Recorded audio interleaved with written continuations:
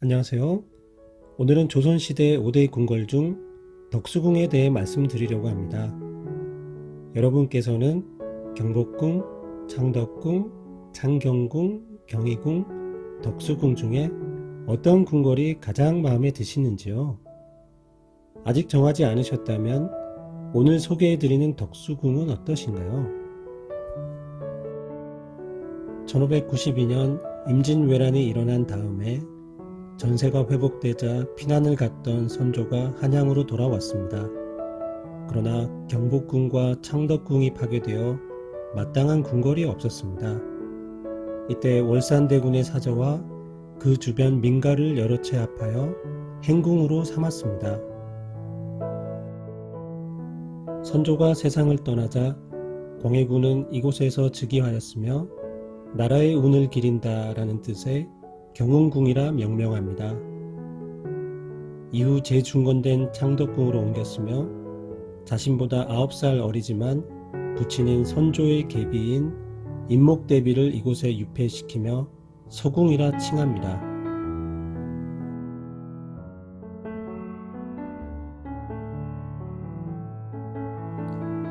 정통성이 부족했던 광해군은 1614년 선조의 적장자이자 동생인 9살의 영창대군을 유배지에서 죽게 만드는데요. 어머니를 유폐시키고 동생을 죽인 폐모살제, 1623년 인조반정의 명분이 됩니다. 죽지 못해 살아야 했던 임목대비, 훗날 이곳에서 폐서인이 되어야 했던 광해군, 이들의 기구했던 한이 남아있는 곳이 바로 이곳 덕수궁입니다.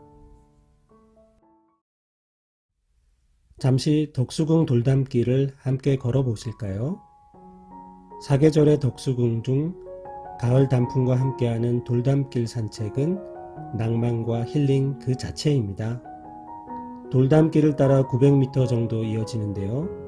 주변에 서울시립미술관과 서울역사박물관이 있어 문화산책 코스로 각광받고 있습니다.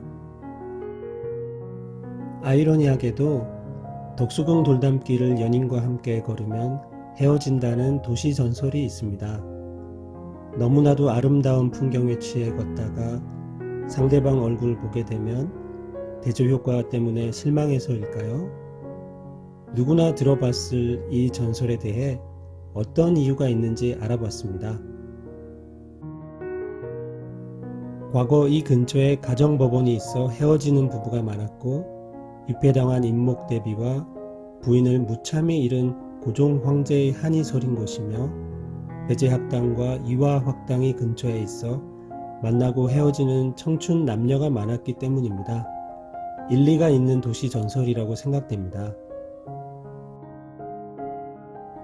그렇지만 이런 도시 전설로 인해 상대방에 대하여 한 번 더 생각해보고 배려할 수 있는 계기가 된다고 생각합니다. 그런 의미에서 덕수궁 돌담길 도시전설은 좋은 취지에서 생겨난 것이라고 믿습니다. 사랑하는 가족, 연인과 함께 소중한 시간 보내시기 바랍니다. 지금 오른쪽으로 덕수궁 수문군의 행렬이 보이고 있습니다. 대한문 앞에서 진행되는 수문장 교대식은 매일 11시, 2시, 3시 30분에 진행됩니다. 매주 월요일은 휴공입니다. 참고로 경복궁은 화요일 휴공인 만큼 언제든지 궁궐을 볼 수 있어 좋습니다.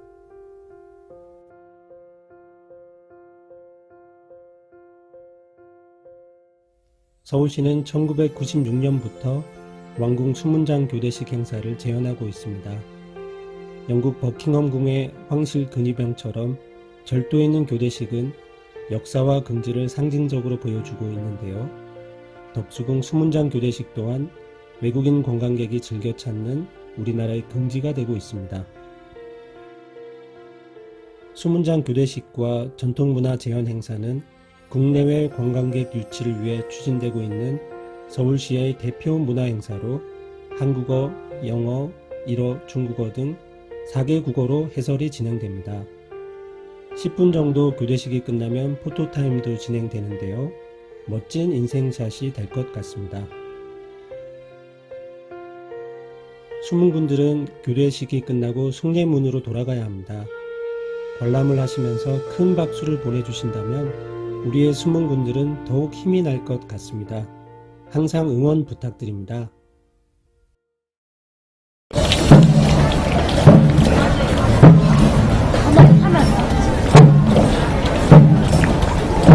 왕 어딨어요?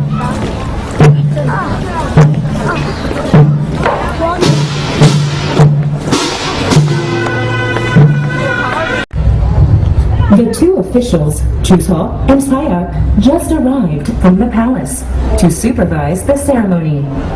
为了监督监察王宫守门将交接仪式，两个官吏祝书和司药在德寿宫内走出宫门。ChuseokとSayak、2人の官吏が交代儀式を監督するため特殊軍より登場しました.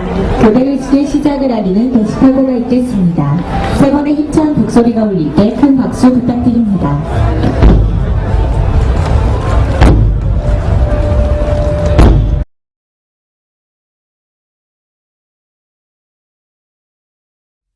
덕수궁의 정문인 대안문으로 들어가 보겠습니다. 원래 정전인 중화전의 정면에 있었으나 지금의 동쪽으로 옮겨졌으며 교통방해로 인해 태평로에 있던 걸 다시 뒤로 옮기게 되었습니다. 그래서 정문과 금천교와의 거리가 가까운데 아쉬운 부분입니다. 대안문을 통해 덕수궁으로 들어서면 금천교를 지나게 됩니다. 궁궐 정문 안에 흐르는 명당수를 금천이라고 부르며 그 위에 놓인 다리가 금천교입니다. 다리를 건너며 청렴한 마음을 가지고 백성과 나라 일을 위해 임금에게 나아가라는 의미가 있다고 합니다. 1623년 반정으로 왕이 된 인조는 즉조당과 서거당을 뺀 나머지를 원래 주인에게 돌려주었고 1897년 2월 고종 황제가 러시아 공사관에서 돌아올 때까지 270년가량 역사 속에 묻히게 되지만 격변의 역사는 덕수궁을 둘러싸고 거세게 몰아치게 됩니다. 덕수궁으로 돌아온 고종은 대한제국이라는 황제국을 선포하게 되는데 이때를 전후하여 국내에는 많은 건물들이 지어졌고 일부는 서양식으로 지어지기도 하였습니다. 정전인 중화전은 궁궐의 핵심 정각으로서 왕이 할애를 받거나 국가 행사를 거행하던 곳입니다.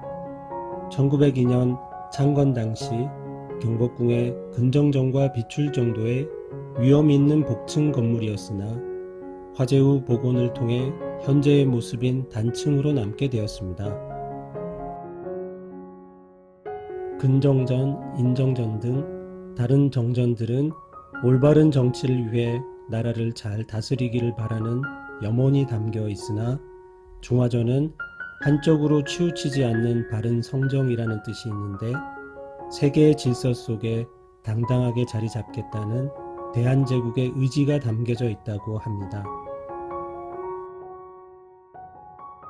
준명당은 함령전이 지어지기 전까지 고종의 침전으로 사용되었으며 즉조당과 복도로 연결되어 있습니다. 1916년에는 덕혜옹주의 유치원으로 사용되기도 했습니다. 즉조당은 광해군과 인조의 즉위식이 거행된 곳입니다. 중화전이 중건되기 전까지 정전으로 사용되던 곳이며 고종의 후비인 순원 황귀비가 승하한 곳이기도 합니다.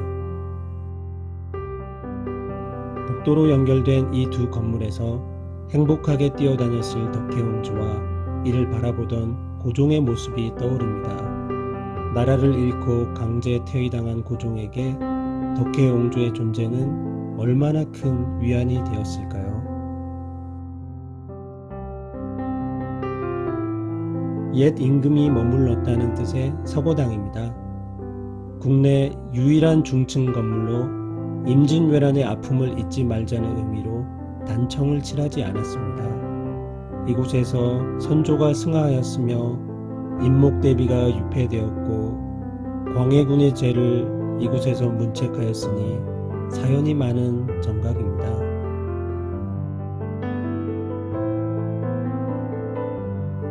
단청을 칠하지 않은 서고당은 덕수궁의 화려한 다른 정각들과 대조되어 묘한 느낌을 연출해냅니다. 명성황후가 시해당한 경복궁의 건청궁도 단청을 칠하지 않았는데 어떤 우연이라도 있는 것일까요? 가끔씩 내부 개방 행사가 있으니 참고 부탁드립니다. 덕홍전은 함령전이 고종의 침전으로 사용될 때 외국 사신이나 대신들을 접견하기 위해 사용된 정각입니다. 원래 이 자리에는 명성황후 민씨의 신주를 봉안한 혼전으로 쓰이던 경효전이 있었습니다. 고종의 침전으로 사용되던 함령전입니다. 임금님의 어좌 뒤엔 왕조의 권위와 위엄 그리고 장수를 기원하는 1월 5학도 병풍이 항상 놓여져 있습니다. 고종은 이곳 함령전에서 1919년 1월 21일 승하하게 되는데요. 일제에 의한 독살설이 퍼지면서 항일 감정은 극에 달하게 됩니다. 고종의 승하는 조선의 마지막 임과 동시에 새로운 시작의 국면을 알리게 되니 바로 3.1운동의 직접적인 도화선이 됩니다. 석조전은 조선시대 궁중 건물 중 대표적인 유럽풍 건축물로 영국인 하딩이 신고전주의 양식에 따라 설계했는데요. 1900년 기공을 시작했고 1910년에 준공되었습니다. 지금 봐도 너무나 아름다운 석조전과 우리나라를 대표하는 서양식 정원의 모습입니다. 왼쪽은 석조전 서관으로 1938년 일제시대에 준공되어 미술관으로 사용되었습니다.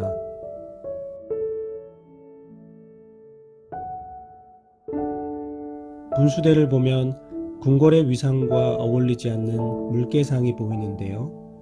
원래는 큰 연못이 있었고 황제의 장수를 기원하는 거북상이 있었습니다. 거북상은 어떻게 되었을까요? 뉴스를 통해 자세한 내용을 알아보겠습니다. 덕수궁 미술관 앞 분수대에는 4개 물개상이 있습니다. 원래는 이 자리에 고종 황제 장수를 기원하는 거북상이 있었는데 물개상으로 바꿔버린 게 드러났습니다. 김정은 기자가 취재했습니다. 1910년대에 찍은 것으로 보이는 덕수궁 석조전 사진입니다. 석조전 앞 연못에 대형 거북 조각상이 놓여져 있습니다. 그런데 일제가 이 옆에 미술관을 지으면서 거북상을 없애버리고 물개상을 설치한 사실을 보여주는 설계도가 발견됐습니다. 문화재연구소가 최근 일본에서 입수한 미술관 공사 설계도를 국내에 있던 나머지 도면과 비교해봤습니다. 1936년 최초 설계도에는 사각형 연못을 그대로 두기로 했는데 1년 뒤 연못을 메우고 타원형의 분수대를 만들기로 계획을 바꾼 걸 확인할 수 있습니다. 이 과정에서 거북상이 없어지고 추후 물개상으로 대체된 것으로 추정됩니다. 또 분수를 만들고 덕수궁을 공원화해 웃음거리로 삼겠다는 의도도 있는 것으로 분석됩니다. 문화재청은 물개상을 철거하고 거북상을 복원해야 한다는 일부 학자들의 주장과 관련해 신중한 검토가 필요하다는 뜻을 밝혔습니다. MBC 뉴스 김정원입니다. 일제는 왕실의 위엄을 훼손하기 위해 궁궐을 공원으로 만들고 거북상을 물개로 바꿔버렸습니다. 민족 말살 정책은 우리 궁궐 내부도 피해갈 수 없었습니다. 나라 잃은 아픔이 느껴집니다. 석조전은 일제시대가 아닌 1900년에 짓기 시작한 우리의 문화유산입니다. 외국 사신들과 대신들을 접견하기 위해 사용되었습니다. 해방 후 미소공동위원회가 열리기도 하였으며 현재 대한제국 역사관으로 사용되고 있습니다. 고종은 재위 기간 중 석조전의 완공을 보지 못했으며 1907년 퇴위 후 덕수궁에 머물며 사용하게 되었습니다. 강력한 근대 국가로의 도약은 실패하고 나라 잃은 임금이지만 격동의 소용돌이 속에서도 그가 이룬 성과는 다시 조명해야 한다고 생각합니다. 고종은 아관 파천을 통해 대한제국을 선포하며 광무개혁을 단행하는 등 러시아, 일본, 미국 등 열강들이 주도하는 혼란의 질서 속에서도 강력한 근대화를 이룩하려고 하였으며 교육, 종교 면에서도 장려하였습니다. 이화학당의 이름을 하사하기도 하였습니다. 석조전을 영국이 설계하였다면 정관원은 러시아의 설계를 맡겼습니다. 서양식 건축 양식과 동양식 건축 양식이 가미된 독특한 정각입니다. 고종이 다과를 들고 음악을 감상하던 곳으로 한때는 태조, 고종, 순종의 영정을 봉안하기도 하였습니다. 복숭아를 물고 있는 박쥐와 난간에 새겨져 있는 사슴, 소나무는 장수를 기원하는 상징물입니다. 궁궐에 가시면 숨은 그림 찾기처럼 한번 찾아보시기 바랍니다. 설계자가 건축주의 니즈를 잘 반영하고 동서양 인테리어를 훌륭하게 조화시킨 점이 뛰어납니다. 정관원은 함령전 등의 정각들을 고요하게 내다보는 곳이라고 합니다. 로마네스크 양식이며 회색과 붉은색 벽돌 벽면은 화려하고 이색적인 모습입니다. 적견실이 마련되어 있는데요. 감미로운 음악과 커피 한 잔으로 쉬시던 고종 황제가 연상됩니다. 덕홍전과 함령전 사이로 보이는 소나무 너머 정관원이 보입니다. 부지런했던 황제가 잠시나마의 여유를 누릴 수 있는 곳이 아닐까 생각합니다. 마지막으로 소개해 드릴 곳은 중명전입니다. 덕수궁의 별채로 1901년 황실도서관으로 지어졌으며 1904년 덕수궁이 불에 타자 고종의 집무실인 편전이자 외국사신 접견실로 사용되었습니다. 1905년 을사늑약 체결로 외교권이 박탈당한 비운의 장소입니다.